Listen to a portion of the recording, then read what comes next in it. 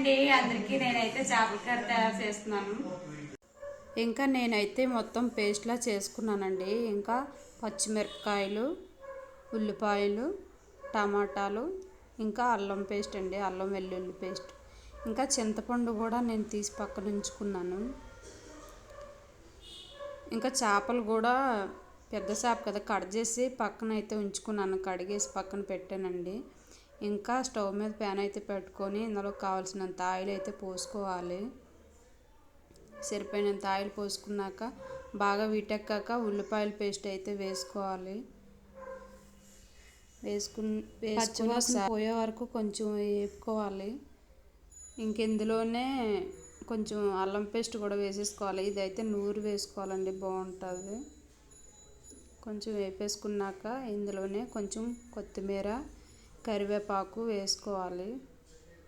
ఇలా వేసుకుంటే కొత్తిమీర వేసుకుంటే బాగుంటుందండి. ఇందులోనే పచ్చిమిర్చి పేస్ట్ కూడా వేసేసుకోవాలి. ఒకసారి బాగా కలిపేసుకున్నాక ఇందులో కొంచెం పసుపు వేసుకోవాలి. పసుపు వేసుకున్నాక ఒకసారి బాగా కలిపేసుకున్నాక ఇందులో టమాటా పేస్ట్ కూడా వేసేసుకోవాలి. వేసుకున్నాక ఒకసారి అయితే బాగా కలుపుకోవాలి.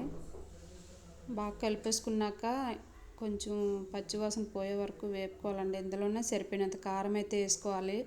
మేమైతే కారం మసాలాలన్నీ వేసి పట్టించుకుంటామండి, అందుకే మసాలాలు ఎక్కువైతే వాడం మేము. ఇందులోనే సరిపోయినంత కారం, సరిపోయిన సాల్ట్ కూడా వేసుకోవాలి. వేసుకున్నాక ఒకసారి బాగా కలిపేసుకోవాలి.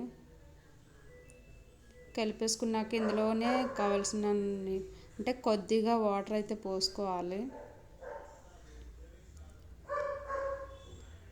కొంచెం కొత్త కాదండి మాట, కొద్దిగా తొందరగా అది ఏం మాట్లాడుతుందో తెలియట్లేదు.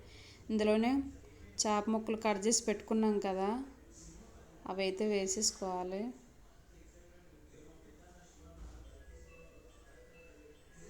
చేప ముక్కలు అన్నీ వేసేసుకున్న తర్వాత ఒకసారి బాగా కలిపేసుకొని ఇంకా మనం కొద్దిసేపు మూత అయితే పెట్టేసుకోవాలి.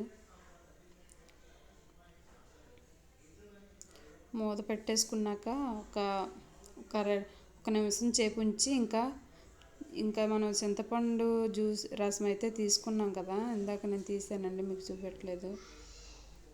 చింతపండు రసం అయితే తీసి పక్కన పెట్టుకోవాలి. ఇందులో పోసేసుకోవాలండి. చింతపండు రసం పోసేసుకున్నాక ఒకసారి బాగా కలిపేసుకోవాలి. చూసి కలుపుకోవాలండి, ముక్కలు అయితే విరిగిపోతాయి. ఇంకంతేనండి, ఒకసారి కొద్దిగా మూత అయితే పెట్టుకోవాలి.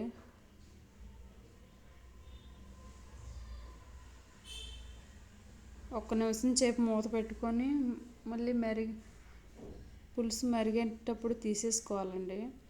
ఇందులోనే కొంచెం గరం మసాలా, కొంచెం అయితే జీలకర్ర పొడి అయితే చేసి పెట్టుకోవాలి. ఇంకా కర్రీ అయితే దగ్గరికి అయిపోయిందండి. ఇందులోనే మనము దంచి పెట్టుకున్నాం కదా, పొడి అయితే వేసేసుకోవాలి పైన. ఇంకంతేనండి, పైన కొత్తిమీర వేసేసుకొని కొద్ది పుదీనా వేసేసుకోవాలి. ఇంకంతేనండి, కర్రీ అయితే రెడీ అయిపోయింది. పెద్ద చేప అండి ఇది. పెద్దదంటే మరీ పెద్దది కాదనుకోండి, మామూలుగా అంటే కేజీ ఉంటుంది. ఈ చేప అయితే చూడండి, ముక్క అయితే అంత ఊరిపోయినట్టుంది. అని పేరు అయితే నాకు తెలియదు, కానీ ఈ చిన్న చేప అయితే నాకు తెలుసండి, గులిమింది అంటారు వీటిని. సరేనా, వీడియో నచ్చితే ఒక లైక్ చేయండి, సబ్స్క్రైబ్ కూడా చేసుకోండి.